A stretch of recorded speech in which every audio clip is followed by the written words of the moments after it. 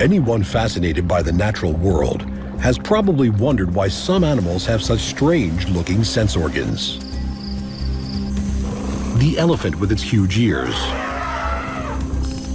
the antennae of a butterfly, which up close look like feathers, the snake with its split tongue.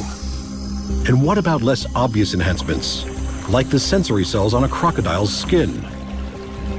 Surely these evolutionary traits aren't just for decoration.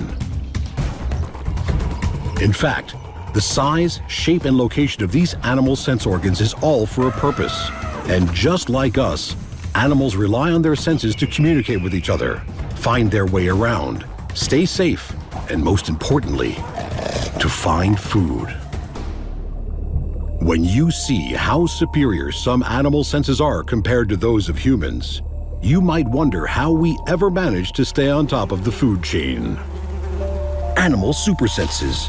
You won't believe what's possible.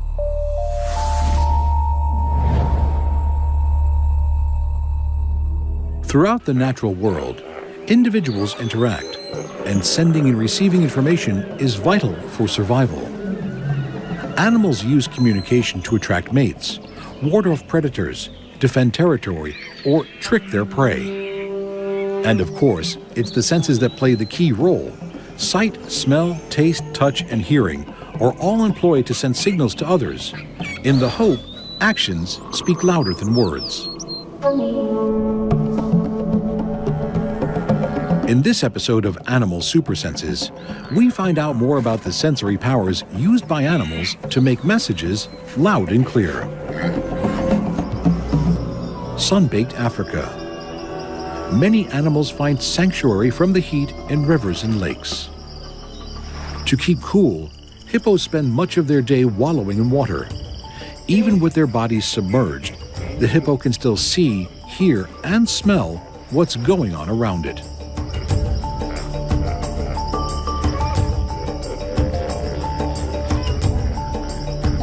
Their epidermis is thin, with no sweat glands.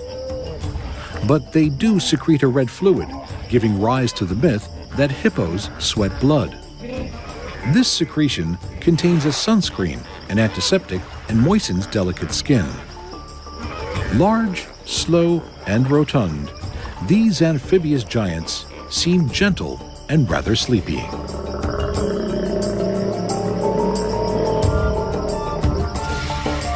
Yawning is a major pastime. But looks are deceiving. A large hippo guards his harem of females from sneaky males. If provoked, he will show who is boss. At 2,700 kilos, with formidable canines, the alpha sends a clear message to would-be Romeos. That's no sleepy yawn. It's a threat posture. Their 50-centimeter-long teeth can do some serious damage.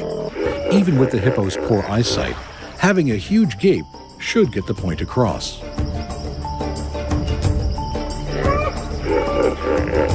But just in case the visual threat is ignored, hippos send another warning. This time, scent is used in a rather unique way.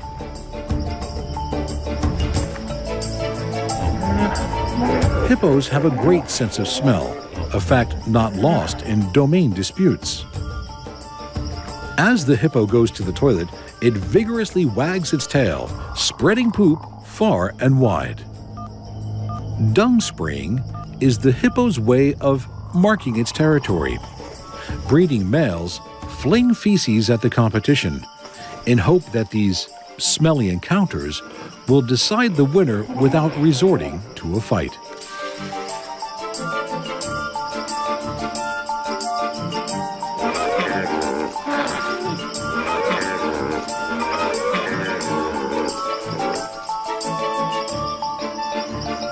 In the savanna of East Africa is another social species. Baboons live in troops of related females, offsprings of various ages, and several adult males. Each individual has a rank with a dominant in charge. they get the best resources first, including access to the ladies.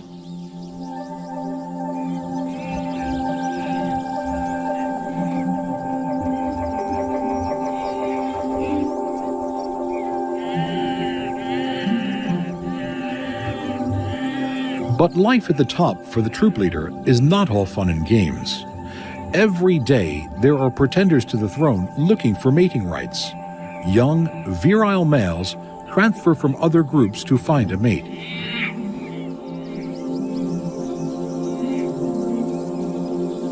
These yawning threat postures send a strong visual message, exaggerating the length of the canines.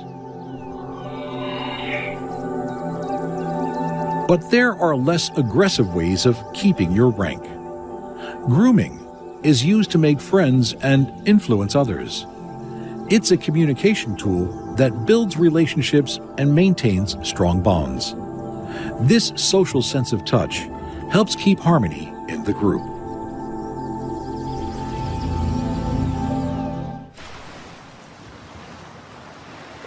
A world away on a different continent, things are heating up on a California beach.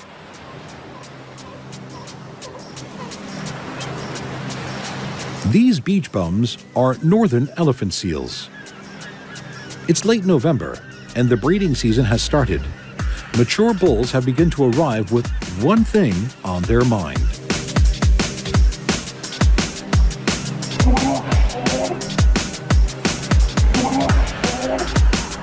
The males will fight to determine who will be dominant.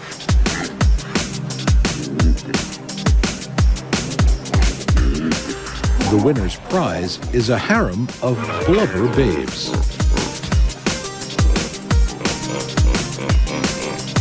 Rather ungainly on land, these tubs of fat with pendulous noses can still pack a punch. In the elephant seal world, size does matter. The nose of a bull elephant seal starts to grow at puberty and continues to grow with age. It can reach 2 feet in length. Fights between males can get bloody and be surprisingly energetic. A testosterone-fueled fight has contenders rear up and slam their bodies against each other. The scars of past contests are clear to see on some bulls. But efforts are made to avoid armed combat. Throwing back their heads to show off their enormous proboscis, the message is clear, a visual signal to intimidate challengers. And the nose has another function to back up the menacing sight. It's a sound chamber to amplify bellows. The roar serves to identify individuals and assess their size. The bigger the nose, the bigger the bellow. The alpha male, also known as the beachmaster, roars his superiority. Mating season on the beach can be a noisy affair. Sight and sound are used to communicate dominance in the elephant seal's world. Thanks to the senses, conflicts are usually settled without a deadly conclusion.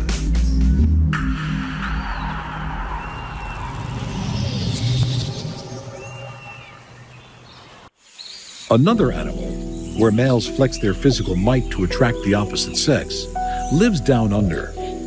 Twice the size of females, and with bulging biceps, males show off in the bushland gym. The gray kangaroo lives in semi-nomadic mobs.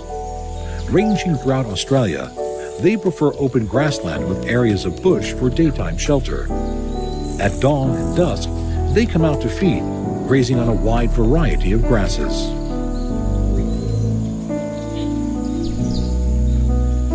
Powerful back legs help them to travel at speeds of up to 65 kilometers per hour with minimal effort.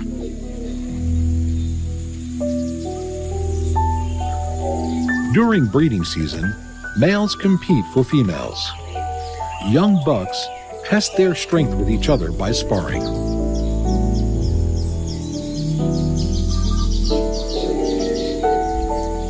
This ritualized fighting prepares them for adult life.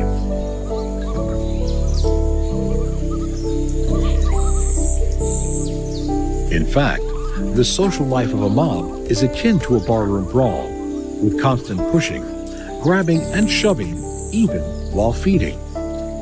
This tactile behavior serves to communicate their status in the mob.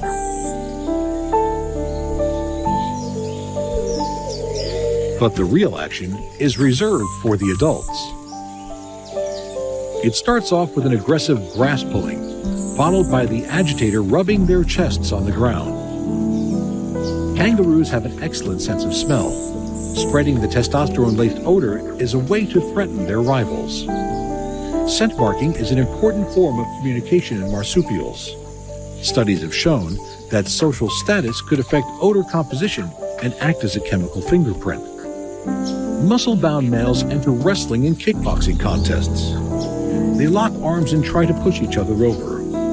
The meter-long tail is used for support when the back legs are lifted off the ground to kick opponents. It is a dominant male that gets to mate the most. Physical displays matter in the kangaroo world, not just to intimidate opponents, but also to woo the ladies. Lounging males of breeding age have been found to strike a pose to show off their bulky biceps. It's thought to be an effective strategy. Research has shown that males with big muscles are sexually selected for, in other words, female kangaroos sexy.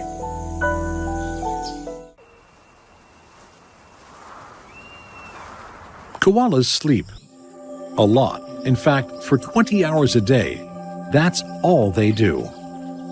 Apart from the occasional itch that needs to be scratched, but even then, they don't wake up. Their strict diet of eucalyptus provides little nourishment and they need to conserve energy. A very slow metabolic rate allows koalas to digest their food over a long period of time, to make sure as much nutrition is extracted as possible. Waking hours are spent chewing the fibrous leaves, and getting enough nutrients is even more important if you are eating for two. Joeys are born after 35 days of gestation. The tiny baby looks like a jelly bean at only 2 centimeters long. It's hairless, blind, and has no ears. But it makes its own way from the mother's birth canal to her pouch, relying on its well-developed sense of smell and touch to navigate to a teat.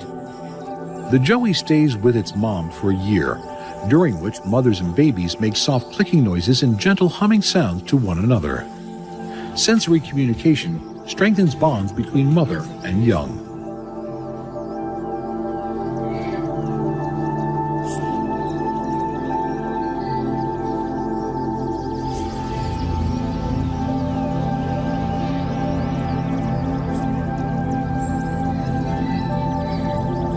A life of eating and sleeping sounds idyllic, and this tree hugger seems gentle, placid, and for all the world, like a cuddly bear. But when the breeding season arrives in August, there's another, much more active and noisy side to koala life. The koala's keen sense of hearing is put to good use in the eucalypt forest. Males issue sounds with a mixture of grunting, burping bellows. The noise is 20 times lower in pitch than the koala should be able to produce, a fact that has baffled researchers. But recent studies have found the answer. Koalas have 2 sets of vocal cords, unlike any other land mammal. The deep resonating calls of male koalas can penetrate far across the forest, advertising his social and physical position to females. Koalas are mostly solitary and avoid interactions where possible. Male koalas have home ranges that stretch over 4 acres. Some of these territories may overlap. A mature male has a gland on his chest that secretes a dark, sticky substance. He rubs the odor on trees in the overlapping areas. In this way, koalas use the sense of smell to communicate their present scent marking their boundaries.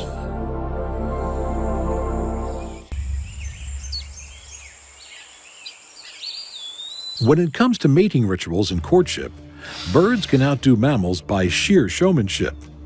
The avian world has all manner of visual and vocal displays to attract attention and impress. Lyrebirds shake their tail feathers like a Las Vegas showgirl. Mannequins moonwalk like Michael Jackson.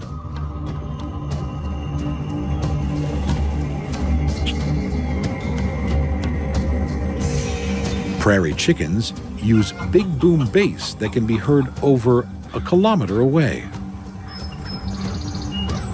Brolga cranes jump, dance, and pirouette like prima ballerinas.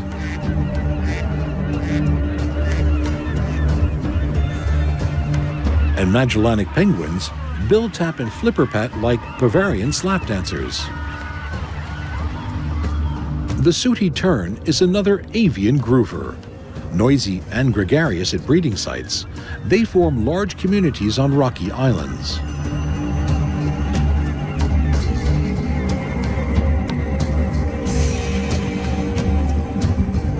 The incessant calls of the colony have given the bird its name, wide awake.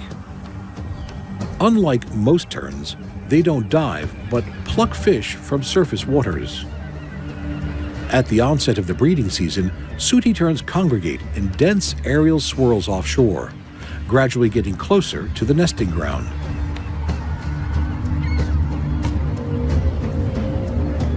Courting pairs engage in high flights.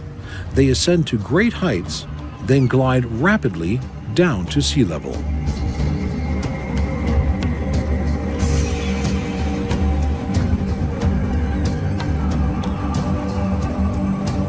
Once the terns settle on the ground, they begin to display.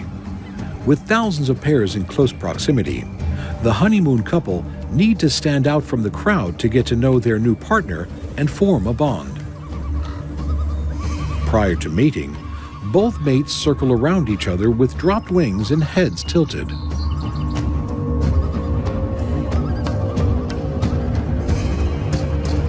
Sooty terns are monogamous, and this visual display serves to form a strong relationship, necessary to rear young over the coming weeks. Once the pair is formed and eggs are laid, both parents take turns incubating the eggs in shifts. When the chick hatches, foraging duties are also shared and sound sense plays a part. Adults call from the air as they come back to feed their chicks. The chick recognizes its parents' voices and calls back. They continue calling until the chick walks out to meet them, and the family share a fish supper.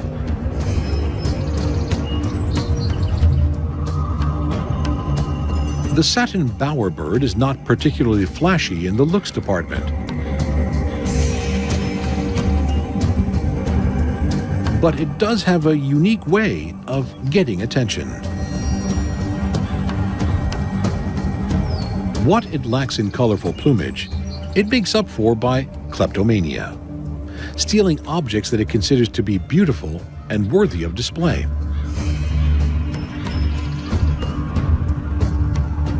This bird weaves a bower with thin twigs in an area to present its treasure for public viewing. The bowerbird is hoping to catch the eye of a passing female. It's particularly fond of blue objects.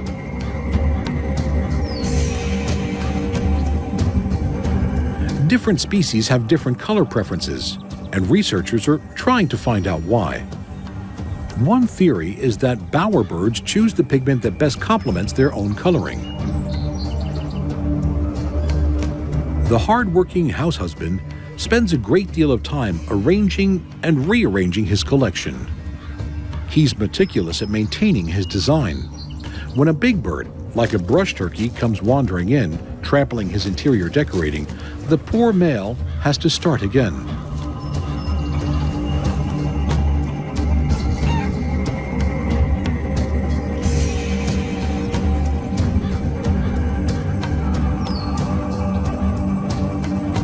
But finally, it seems a female has taken interest. She inspects the bower and its contents. The bower and the blue treasure are only an enticement to step into the male's bachelor pad. The next stage of the courtship is the dance. The male leaps into action with a ritualized display of strutting and quivering, all the while carrying one of the bower decorations in his bill.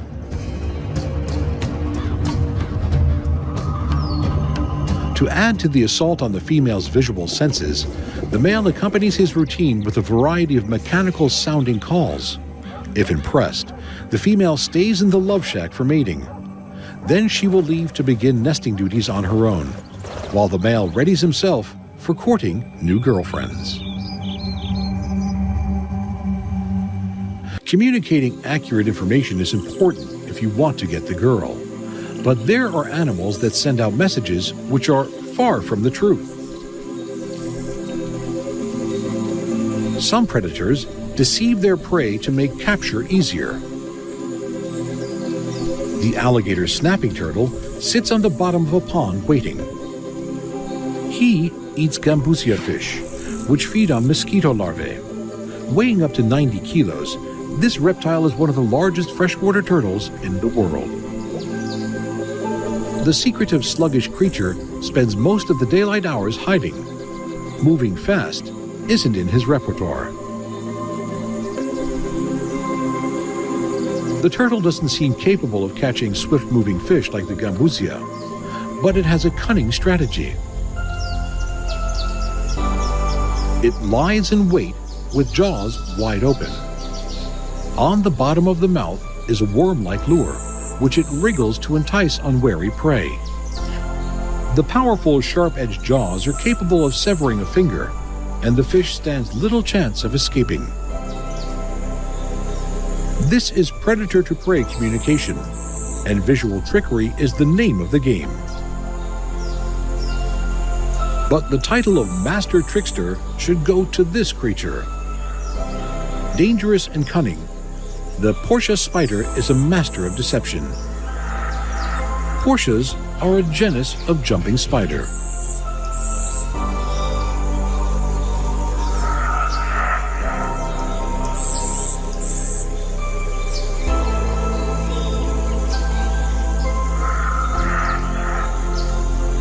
Its favorite food is other arachnids, like this one, a green water spider called a hygropoda, which produces mat-like webs on leaf surfaces. The non-sticky silk doesn't snag prey as such. The web serves more as an arena for the fast-acting hunter to capture its dinner. The slightest movement is a critical attack cue. With stabbing fangs, hygropoda is a lethal adversary for a predator, but the jumping spider is not deterred. Using a remarkable hunting tactic, it exploits the water spider's sensitive detectors. The hunter slowly approaches the web of its prey. Moving its legs along the web, the Portia plucks the silken strands as it goes. It's not just testing for movement, but delicately strumming the threads to arouse the web owner's curiosity. With stealth as a weapon, the jumping spider is mimicking its victim's prey. This unique cryptic stalking is a remarkable strategy, but that's not all. Portia spiders are astounding scientists with their range of hunting behaviors. Their strategies alter depending on the species of prey in question. These redback spiderlings are defenseless against the Portia's cunning. They can improvise their tactics in unfamiliar situations and remember the technique. Researchers don't understand how a creature with such a small brain can seem so intelligent.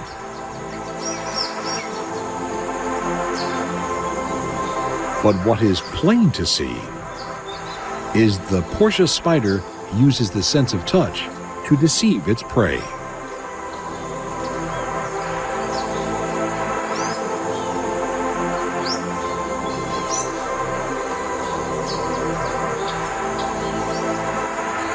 The senses are the stars on animal supersenses. In this show, we found they are vital to animal communication. Visual displays depend on sight. Vocal performances rely on hearing. And scent trails trust in the sense of smell to deliver a message. Without senses, animals couldn't communicate. They would be isolated and struggle to survive. Senses truly are sensational, as we've seen. Find out more amazing powers of animal perception next time on Animal Super Senses.